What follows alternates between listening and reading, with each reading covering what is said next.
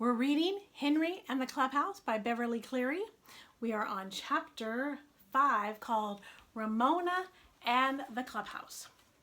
Whenever it was not raining, Henry and his friends worked hard on the clubhouse. They measured and sawed and nailed, according to Murph's plan. When Henry was delivering his papers, he noticed that one of his customers was having his roof covered with asphalt shingles, and he was able to persuade the workmen to give him enough leftover material to shingle the roof of the clubhouse. He bought 2 big hinges so they could have a door that would really open and close. Beezus and Ramona, and sometimes Lisa, came over almost every day to watch the progress of the building. They stayed until time for the Sheriff Bud program on television, which Ramona never missed. "I could help," offered Beezus. "I bet I can drive nails." "No girls allowed," said Murph curtly. "I could make curtains for the windows," suggested Beezus. "Who wants curtains?" answered Henry, who would have been willing to let Beezus help, because for a girl, she was pretty sensible. But when a boy is working with other boys, he sometimes feels he has to act the way they do. So Beezus sat on the Huggins back steps and watched, while Ramona amused herself. Ramona never had any trouble keeping herself entertained. She climbed to the top step and began to count. 10, 9, 8, 7, 6, 5, 4, 3, 2, 1, blast off! Then she jumped to the ground. "I know where I could get an old doormat," suggested Beezus hopefully. "What's the use of having a clubhouse if you have to wipe your feet like a regular house?" asked Robert. It was not possible for Beezus to make a suggestion that would please the boys. "Get lost," said Murph rudely. "Well, all right for you, Smarty." It was easy to see that Beezus's feelings were hurt. "Mess around with your old boy stuff. See if I care. Come on, Ramona, let's go home. It's almost time for Sheriff Bud." Ramona finished blasting off and trotted along home with her sister.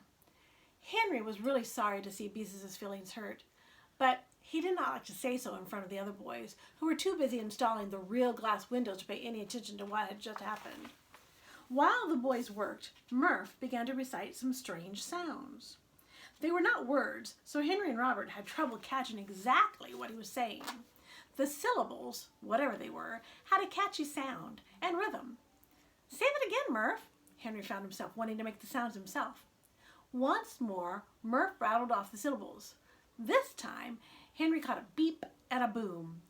"Hey, that sounds keen," said Robert. "Where did you learn that?" "From my cousin in California," answered Murph. "He learned it from a lifeguard." "Say it again and slow down," said Henry. "I want to learn it." Murph laid down his hammer and recited slowly and distinctly. "Fa-da-da-da, fa-da-da-da, fa-da-da-da, beep-bum, boop-bum, ba. Ra-da-da-da, boom, shh, after-dee-da-bo-bo." Henry and Robert laid down their tools too. "Fa-da-da-da, fa-da-da-da, fa-da-da-da," they began. Slowly at first, but in a few minutes they had mastered the sounds and could rattle them off as fast as Murph. "Hey, I have an idea." Henry was enthusiastic. "We could be a club and use it for our secret password and always say it so fast the other kids couldn't learn it." "Sure," agreed Robert. "All the kids will want to learn it, and we won't teach it to them. Especially girls." Murph picked up a screwdriver and went to work to install the door hinges. At last the clubhouse was finished. The siding was snug and tight. The hinges worked perfectly. The asphalt shingles were nailed down so securely the roof could not possibly leak. Yes, the boys agreed, it was a good, solid house. It was just about as solid as a real house. They thumped the walls appreciatively and stamped their feet on the floor. And the best part of it was big enough for 3 boys to sleep in it if they didn't move around much. And who could move around in a sleeping bag? "Yes, sir, solid as the Rock of Gibraltar." Murph spoke with pride, for he was the one who had drawn up the plans in the first place. Then Murph built a shelf, and Henry went into the basement and lugged out the stuffed owl, which his mother would not let him keep in his room, because she thought it looked as if it had moss. He set the owl on the shelf. It was exactly what the place needed, a really masculine touch. "Fa-da-da-da, fa-da-da-da, fa-da-da-da," chanted the boys. "When we all get sleeping bags, we can spend the night out here," said Henry. Robert and Murph it developed, already had sleeping bags, so Henry dropped the subject. He did not want them sleeping in the clubhouse while he slept in his own bed. Fortunately, it was time for him to start his paper route, so there was no more discussion of sleeping in the clubhouse. Then, mysterious things began to happen in the clubhouse. One day, after school, Henry found the owl's glass eyes turned so that it looked cross-eyed. That's funny, he thought. He straightened the eyes and forgot about them. But the next day, when Henry and Robert entered their clubhouse, they were startled to see that the owl, its eyes once again crossed, appeared to be smoking a cigarette. Upon closer examination, they found that a small tube of white paper had been fastened to the owl's beak with Scotch tape. "How do you like that?" Robert ripped off the cigarette in disgust while Henry straightened the eyes once more. "I'll bet old Beezus did this." That was just what Henry was thinking. He felt a little disappointed that sensible Beezus would do a thing like this. Not that he could really blame her after the way she had been treated. The boys found a can of paint in Henry's garage and started painting a "No Girls Allowed, This Means You" sign, which Robert finished after Henry went to start his paper route. The next afternoon, Henry, Robert, and Murph raced home from school on their bicycles to protect their clubhouse from a possible invasion of Beezus and Ramona. When they opened the door, they found the owl's eyes were crossed once more. It was wearing a doll's pink bonnet with a ribbon tied under its chin. If an owl could be said to have a chin, and in its beak it held a crayon sign that said, "Down with boys." "Well, how do you like that?" exclaimed Henry, thinking that Beezus must have come in the morning before school because they had ridden so fast she could not possibly have reached the clubhouse ahead of them this afternoon. "The nerve of some people," said Robert. "A doll bonnet on our owl." "That's a girl for you." Murph tore down the sign. "A lock, that's what we need," said Henry. "A padlock," agreed Murph. "With a key," said Robert. Henry dug into his pocket for some of the money he had earned on his route, and the three boys rode off to the hardware store to select a clasp and padlock. When they returned, the owl was holding a sign that said, "Ha ha, you think you are smart." Murph screwed the clasp in place because he was the fastest with tools.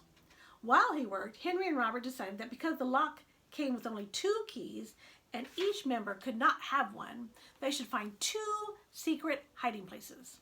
They talked it over in whispers, and after looking around to make sure Beezus was not hiding in the shrubbery, they hid one key under an oil can in the garage and the other under a flower pot on the back porch. They vowed always to put the keys back in place because it would not be fair for any one boy to carry a key when there were not enough keys to go around. It was with a feeling of a deed well done that the boys snapped shut the padlock when it was time for Henry to start his route. That would keep old Beezus out. She could not possibly get in now. The house was solidly built, and the windows taken from the old garage were not the kind that could be opened. After that, the boys had no more trouble. Their next project was painting the house. The front and the north side were to be white, while the back and the south side were to be green.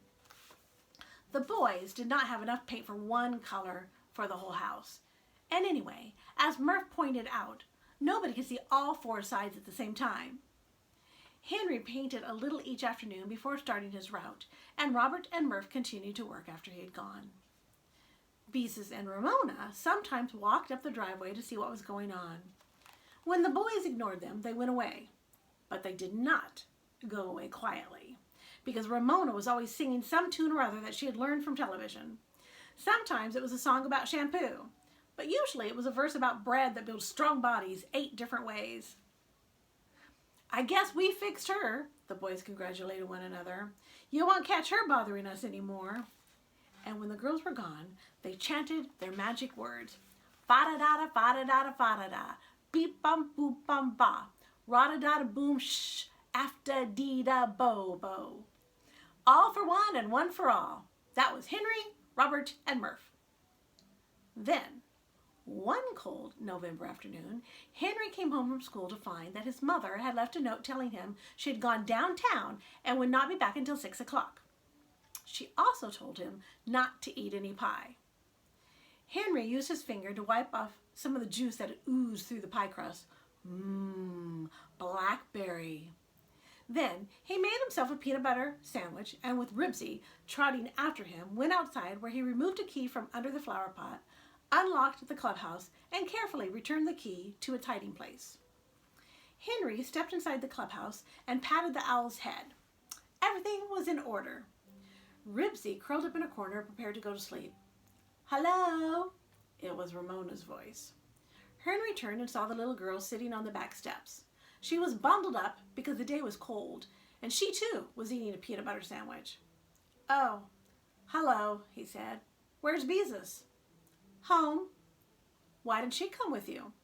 Henry felt that Ramona could cause enough trouble when she was with Beezus. He did not want her around without her older sister to look after her. "Because you are mean to her," answered Ramona. Henry felt slightly uncomfortable because there was truth in what Ramona said.